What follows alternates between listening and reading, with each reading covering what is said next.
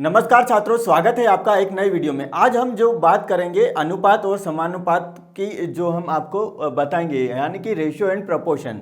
यह जो अध्याय है कक्षा छठी का अध्याय 12 है और जो हम आज इसको जो है इसका इंट्रोडक्शन अच्छे से समझेंगे। अनुपात और समानुपात गणित की दो अवधारणाएं हैं जिनका उपयोग गणित में विभिन्न गणनाओं और तुलना में किया जाता है। आइए इन्हें विस्तार से समझते हैं। तो सबसे पहले हम बात कर लेते हैं, यहाँ पे हम दोनों को साथ में लेके चलेंगे, अनुपात और समानुपात को, और उदाहरण भी यहाँ पे हम आपको बताएंगे। तो यहाँ पे जो अनुपात है, अनुपात लिख लेते हैं।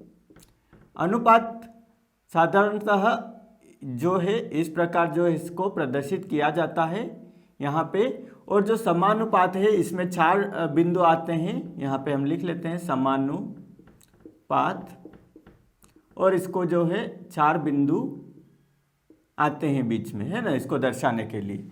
अनुपात को इंग्लिश में क्या कहा जाता है छात्रों? रेशियो कहा जाता है। और समानुपात को इंग्लिश में क्या कहा जाता है? प्रपोर्शन। तो यहाँ पे जब हम अनुपात की बात करते हैं, अनुपात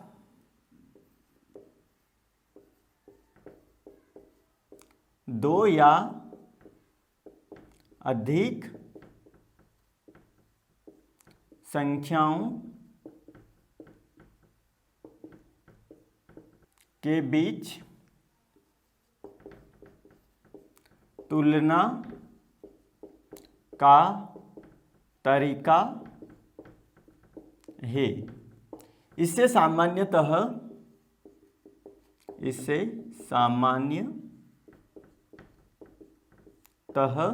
ए अनुपात बी और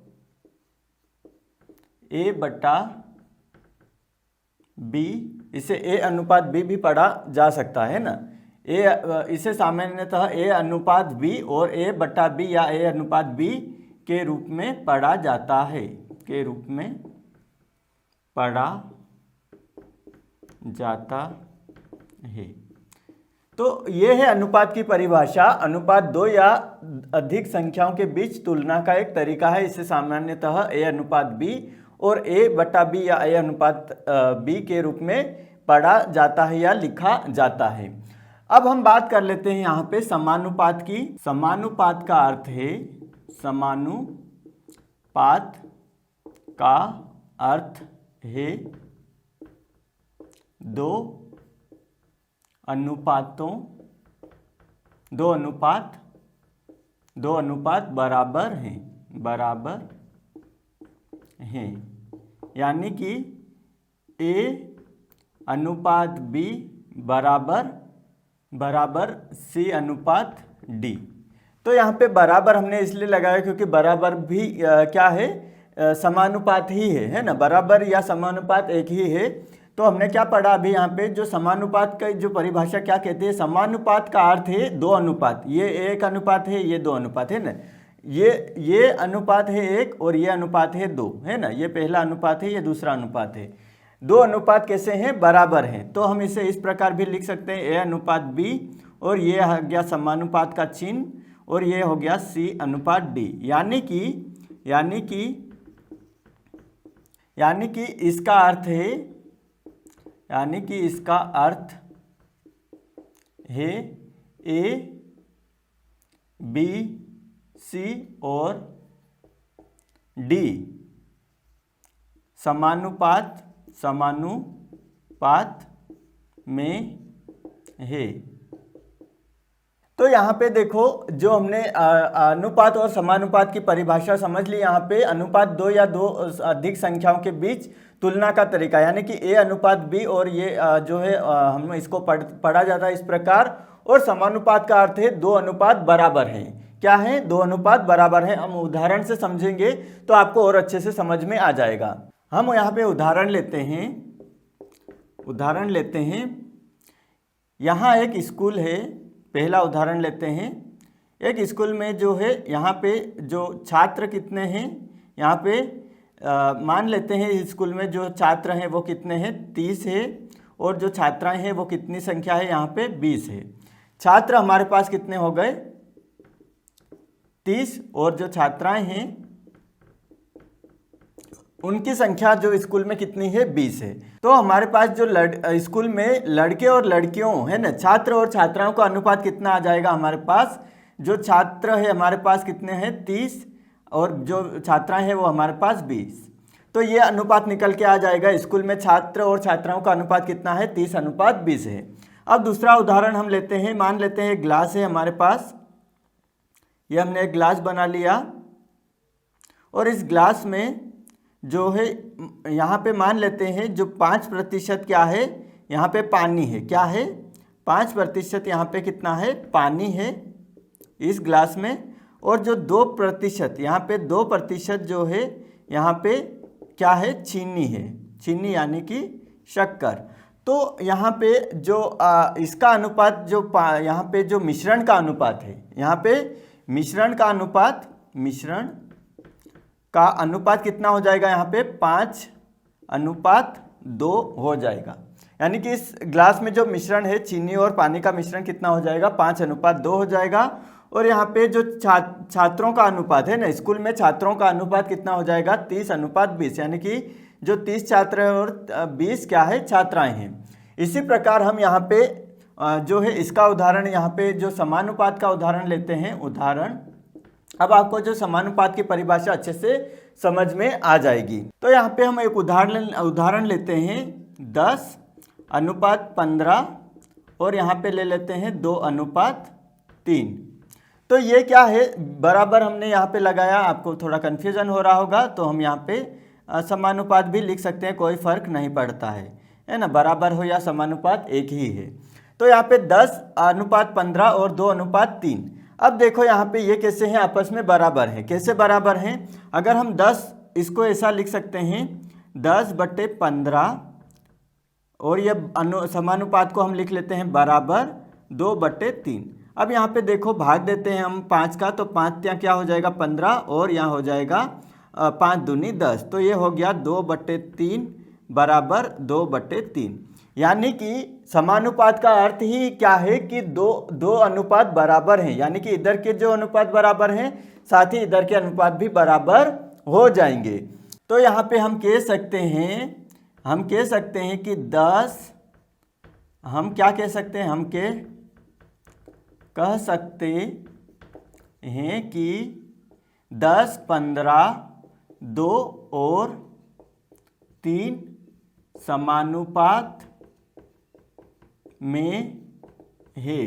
तो ये बहुत सिंपल तरीका है, आप आसानी से जो यहाँ पे जो समानुपात है वो समझ सकते हैं कि कैसा जो संख्या दे रखी है वो समानुपात में है या अनुपात में है। अनुपात सिर्फ ये होता है, इसको हम बट्टे में भी लिख सकते हैं, 30/20 भी लिख सकते हैं या 30:20 भी पढ़ सकते हैं। इसको भी हम अनुपात को बट्टे में लिख सकते हैं और जो समानुपात है उसको बराबर में भी लिख सकते हैं। तो यहाँ पे जो हमने अनुपात और समानुपात की जो परिभाषा हमने समझी, उसके बाद उदाहरण समझे और किस प्रकार से जो लिख सकते हैं अनुपात और समानुपात को, वो भी हमने यहाँ पे समझा है। तो छात्रों हमने ये समझ लिया, अब हम जो अनुपात की गणना करना सीखेंगे। तो अनुपात की गणना है वो कैसे हम यहाँ पे किस प्रकार से करेंगे वो हम यहाँ पे सीखेंगे। ये परिभाषा हम रहने देते हैं, इसके बाद अनुपात की गणना हम यहाँ पे सीखेंगे और समानुपात की जो जांच कैसे की जाती है वो भी हम यहाँ पे आपको बताएंगे। तो हम यहाँ पे जो है अनुपात की गणना करना सीखते हैं। अनुपात की गणना, तो अनुपात की गणना के लिए क्या है कि जो संख्या दे रखी है अनुपात में है उसका हम क्या निकालेंगे, उसका हम महत्तम समापवर्तक निकालेंगे और उसका भाग देंगे अनुपात में, तो जो है हमारे अनुपात की गणना निकल के आ जाएगी। तो हम यहाँ पे एक उदाहरण लेते हैं 24:36। तो हम इसके जो अनुपात की गणना करेंगे वो कैसे करेंगे, हम यहाँ पे जो 24 और 36 का क्या निकालेंगे, हम महत्तम समापवर्तक निकालेंगे। तो यहाँ पे उसके लिए हम क्या करते हैं, इसके सबसे पहले 24 के और 36 के गुणनखंड निकाल लेते हैं। तो ये हो जाएगा 2 एकम 2, 2 दूनी 4, फिर 2 छंग 12, 2 तियाँ 6, 3 एकम 3। इसी प्रकार हम इसके जो निकाल लेते हैं यहाँ पे 36 के निकाल लेते हैं गुणनखंड। तो 2 एकम 2, 2 अट्ठी 16, 2 नम 18, 3 तियाँ 9, 3 एकम 3।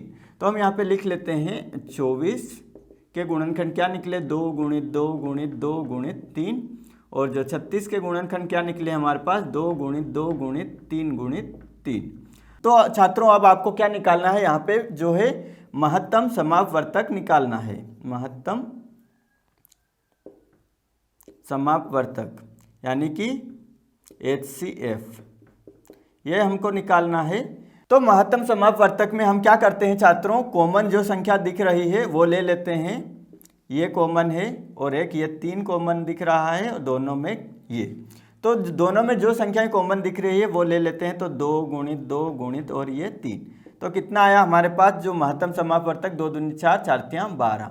तो ये आ चुका है हमारे पास, कितना आया 12। तो हम क्या करते हैं, अनुपात की गणना की कैसे की जाती है कि जो अनुपात दिया हुआ है उसमें हमारा जो महत्तम समापवर्तक निकला है उसका सीधे हमको भाग दे देना है। तो यहाँ पे हम लिख लेते हैं 24/12 अनुपात 36/12, या अनुपात भी बोल सकते हैं ना।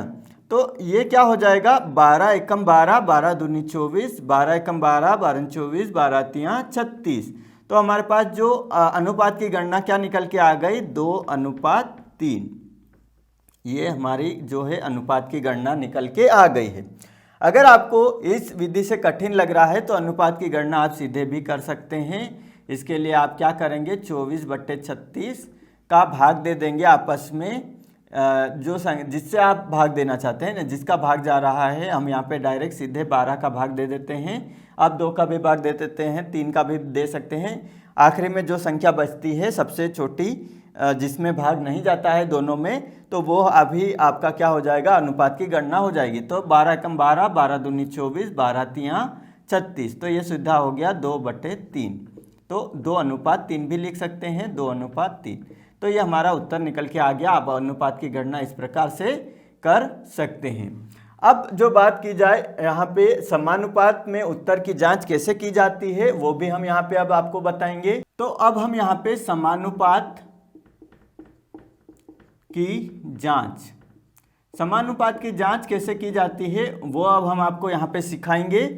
तो यहाँ पे हम एक उदाहरण ले लेते हैं, हम यहाँ पे एक उदाहरण ले लेते हैं और उसकी आपको जो है वो समानुपात में है या नहीं है वो हम यहाँ पे जांच करेंगे। तो हम यहाँ पे ले लेते हैं 4:6 समानुपात 2:3। तो अब हमको ये हमको जांच करना है यहाँ पे कि ये क्या समानुपात में है या नहीं है। तो हमको सीधे क्या करना है, इसको पहले तो हम यहाँ पे बट्टे में लिख लेते हैं, 4/6 बराबर 2/3। अब इसका हम उत्तर की जांच करने के लिए क्या करना पड़ेगा, आपको क्रॉस मल्टीप्लिकेशन करना पड़ेगा, क्रॉस गुणा करना पड़ेगा, यानी कि यहाँ 3 का गुणा 4 में करना पड़ेगा और 6 का गुणा 2 में करना पड़ेगा। अगर दोनों साइड में बराबर संख्याएं आ जाती है तो आपका जो समानुपात का जो प्रश्न है वो सही है ना। तो समानुपात की जांच करने का ये तरीका है, हम 3 का गुणा 4 में कर देते हैं तो कितना हो जाएगा, 3 चौक 12, और 6 का गुणा 2 में करेंगे तो 6 दूनी 12। यानी कि जो ये दे रखा है जो उदाहरण, ये हमारा सत्य है क्योंकि दोनों तरफ बराबर आ रहा है, इधर की साइड भी बराबर आ रहा है और इधर की साइड भी बराबर आ रहा है, यानी कि LHS बराबर RHS आ रहा है। अगर ये बराबर नहीं आता है तो ये हमारा जो प्रश्न दिया गया है ये समानुपात में नहीं है। समानुपात का अर्थ ही क्या है कि इधर के जो है वो बराबर रहना चाहिए इधर की साइड का, है ना।